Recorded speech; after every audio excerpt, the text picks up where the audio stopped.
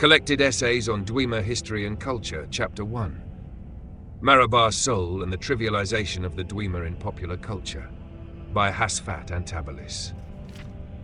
While Marobar Sul's ancient tales of the Dwemer was definitively debunked in scholarly circles as early as the reign of Kataraya I, it remains one of the staples of the literate middle classes of the empire and has served to set the image of the Dwemer in the popular imagination for generations of schoolchildren. What about this lengthy, but curiously insubstantial tome has proved so captivating to the public that it has been able to see off both the scorn of the literati and the scathing critiques of the scholars? Before examining this question, a brief summary of the provenance and subsequent career of ancient tales would be appropriate. First published around 2nd Era, year 670, in the interregnum between the fall of the First Cyrodiilic Empire and the rise of Tiber Septim, it was originally presented as a serious scholarly work based on research in the archives of the University of Gwilym, and in the chaos of that era was taken at face value, a sign of the sad state of Dwemer scholarship in those years. Little is known of the author, but Marobar Sul was most likely a pseudonym of Gor Phelim, a prolific writer of penny dreadful romances of that era, who is known to have used many other pseudonyms. While most of Phelim's other work has, thankfully, been lost to history, what little survives matches ancient tales in both language and tone.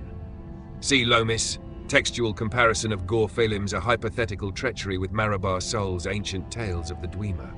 Phelim lived in Cyrodiil his whole life, writing light entertainments for the elite of the old imperial capital. Why he decided to turn his hand to the Dwemer is unknown, but it is clear that his research consisted of nothing more than collecting the peasants' tales of the Nibene Valley and recasting them in Dwemer guise.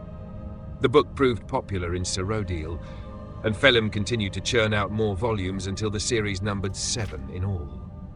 Ancient Tales of the Dwemer was thus firmly established as a local favourite in Cyrodiil, already in its 17th printing, when the historical forces that propelled Tiber Septim to prominence also began to spread the literature of the heartland across the continent. Marobar Sul's version of the Dwemer was seized upon in a surge of human racial nationalism that has not yet subsided.